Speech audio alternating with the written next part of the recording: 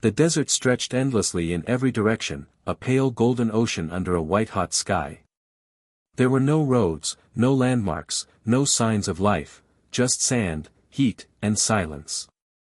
For miles, the only movement was the shimmering distortion of heat rising from the dunes. A convoy of 4 people had entered this forgotten part of the Sahara 3 days ago. They were researchers, archaeologists, to be exact, drawn in by rumors of a lost ruin buried deep beneath the dunes, a city said to predate recorded history. It had no name. No official mention in any text. Only fragments from oral Bedouin legend. But that was enough for them. Enough to justify the risk. Dr. Lena Morvant, the expedition leader, had read every scrap of lore she could find. She was methodical, rational, hardened by years of work in the most brutal environments on Earth. But this place unsettled even her. Something felt wrong, not dangerous in a physical sense, but off. The sun didn't seem to rise and fall in the usual rhythm. The wind carried no sound. And the sand shifted, ever so subtly, as if breathing. The rest of the team didn't seem to notice. Tom, the gruff geologist, was preoccupied with mapping the terrain. Samira, the desert guide, kept mostly to herself, whispering old prayers when she thought no one was listening. And Anthony, the eager grad student, was too busy trying to impress Lena to care. They made camp near the largest dune in the area, an unnatural rise in the land that stood like a mountain of gold against the otherwise smooth landscape. Locals had called it Al-Qabr, the grave, and avoided it at all costs. But Lena believed it was the key to everything. The maps, the satellite scans, they all pointed here. On the 3rd night, as the wind died and the moon hung low and blood-colored in the sky, they began their first dig. They should never have touched the sand that it didn't take long. The sand was loose and dry, and within a few hours, their tools struck something solid, stone. Carved, patterned stone, covered in a faint spiral motif that seemed to draw the eye. Anthony was the first to uncover what he thought was a stairwell. He called the others over, triumphant.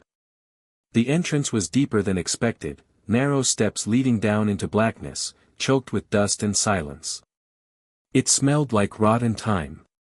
Lena's flashlight beam caught strange symbols etched into the walls, but they were unlike any script she had seen before, organic, almost pulsing. "We should mark the entrance and return in the morning," Samira said quietly. But Lena was already descending. Inside, the air was wrong. Thick. Heavy. The temperature dropped sharply, and their lights began to flicker.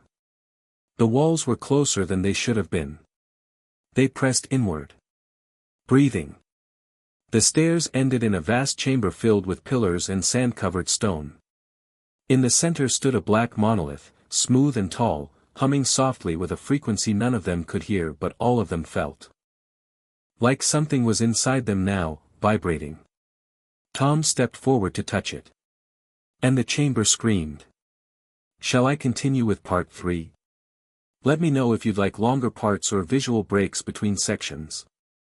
We're building toward a slow, terrifying descent into madness, isolation, and something buried deeper than anyone expected. That it wasn't a sound in the air, not one that echoed or bounced from the stone. It was inside their heads. A shrill, piercing scream that made Lena drop her flashlight and fall to her knees, clutching her ears. Tom staggered backward, blood trickling from his nose. Samira gasped and muttered something in Arabic, her lips trembling, her fingers twitching in a frantic symbol of protection. Anthony froze, eyes wide, staring at the monolith like it had spoken to him. Then, silence. The screaming stopped as quickly as it began. Their flashlights flickered back on, one by one, as if someone had allowed it. The monolith remained still and silent, standing in the center of the chamber like it had been waiting. Lena's heart pounded. Her fingers shook. She had felt something, not sound, not vibration. It had been thought. Not her own. What was that? Tom muttered hoarsely, wiping at the blood on his lip. No one answered. No one could.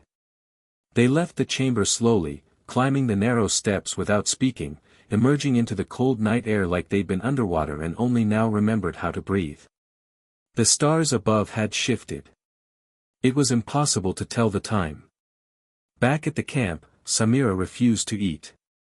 She sat apart from the others, eyes always scanning the dunes, ears straining as if waiting for footsteps that never came. That night, as Lena tried to sleep, she heard a sound coming from the sands just outside her tent. Whispers. Thousands of them, low and crawling, too soft to understand but impossible to ignore. The sound of countless voices, beneath the sand. The next day, Anthony didn't wake up. He was alive. Breathing. But he didn't respond. His eyes were open, wide and staring at the roof of his tent. When Lena tried to speak to him, he just smiled. Not a happy smile. A too wide one. His eyes didn't blink. He was down there too long, Samira whispered. They touched his mind. Lena wanted to shout at her. To demand answers. But she didn't. Because she had dreamed last night. And in that dream, she had seen a stairwell that went far deeper than the chamber. Endless. Spiraling. And something waited at the bottom. Something with no face. Something with eyes all over its skin. Tom wanted to leave. He packed his gear. Started the jeep. But when he drove off across the sand, the horizon never changed. The dunes repeated. After 3 hours of driving in a straight line, he returned to the exact same place he'd started. The desert won't let us go, Samira said. That night, Lena dreamed again.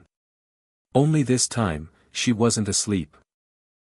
The sand began to move on its own. Tiny tremors in the night. Faint trembles beneath their tents, like something vast and crawling beneath the surface. Anthony was still catatonic. His skin had turned pale, almost translucent. Veins darkened like ink beneath his skin. He whispered now, just fragments, nonsense phrases. The mouth is opening. The roots go deep. We are already inside it. Tom snapped. He took a shovel and tried to bury the monolith entrance. He screamed that they had to seal it. That it was a door, not a monument. That something was waking up. He never finished. The sand opened beneath him like water. It swallowed him in seconds. Lena and Samira stood frozen as he sank, not screaming, just gone. The hole closed. Flat. Smooth. As if he'd never existed. Lena didn't sleep anymore. She barely ate. Her journals turned into scrawls. Symbols she didn't remember writing. Circles within circles. Eyes. Spirals.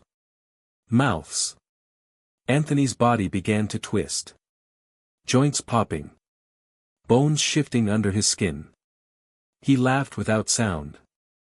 At night, Lena saw his silhouette standing far from the tents, staring into the dark. But he was always back in his cot come morning. And still, the sand whispered. One night, Lena and Samira descended the stairs again. There was no discussion.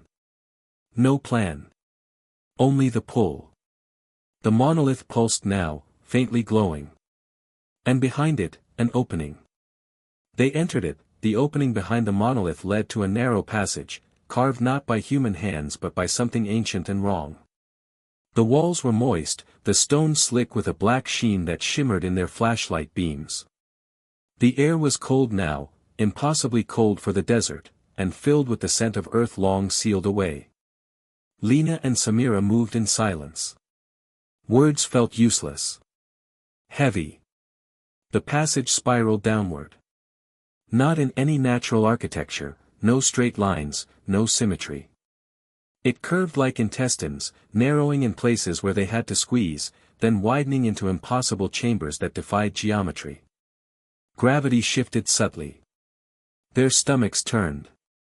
Sometimes they felt like they were climbing sideways. Or falling without moving. Symbols covered the walls. Older than writing. Alive. Lena didn't read them, they read her. She felt thoughts that weren't hers. Memories that bled into her own. A sea of blackness. A sky made of mouths. A being sleeping beneath all things, dreaming in hunger. When they entered the final chamber, it was alive. The walls pulsed. Veins of glowing red light throbbed through the stone. The floor was soft, spongy, warm beneath their boots. At the center stood a pit, bottomless. It inhaled, slowly, pulling at them with each breath. The source. Lena stared down into it. And it stared back. She never remembered jumping. Just falling. Down. Down. Past time, past sound, past light. The world above became meaningless. Her body didn't fall. It unraveled. Each layer peeled back. Memory. Language. Identity. Until only fear remained. And even that was stripped away. Then. Stillness. She stood in a void. Endless black. But in that void was an eye. Larger than thought. Made not of flesh, but of concept. A divine, awful awareness. It didn't see her with sight. It knew her. It had always known her. She felt her childhood. Her fears. Her sins. Her dreams. It tasted them. Savored them. She was nothing. A flicker. A tickle in the back of its mind. She spoke, but not with words. A plea. A question. A scream. The eye answered. Not in language, but in understanding. You are already inside. You were never outside. There is no desert. There is only me. Lena woke up. Back in the tent. Sweating, shaking, covered in fine black dust. Anthony was gone. Samira was gone. The sun never rose. The sand had turned dark. Red. The sky swirled in impossible colors. The wind whispered in voices she recognized, her own. Tom's. Samira's. Her mother's. Her childhood dog. She wandered. For hours. Or days. Time was broken. The ruins had vanished. The monolith was gone. Only dunes remained. But the sand moved now. It breathed. And beneath it, it waited. She could not die. Not here. This was its temple. And now, she was its priestess. Years passed. Or none. Lena walked the desert endlessly. She found others, travelers, wanderers, explorers, and led them to the place. To the stairs. The whispering mouth. They never returned. But she remained. She aged, but never died. Her skin grew thin. Her eyes darkened. Her thoughts weren't hers anymore. She dreamed in spirals. And at last, the mouth beneath the desert opened fully. It didn't roar. It breathed. A long, slow, hungry breath. From the sands rose black tendrils. Pillars of bone and ash. The desert split apart. Swallowed sky and sun and stars. And the eye opened once more. No one found Lena's team. No one ever will.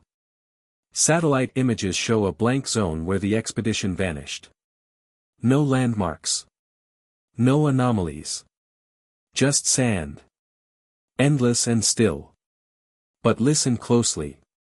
On some nights, when the wind is just right, whispers echo across the dunes. A woman's voice. Calling you by name.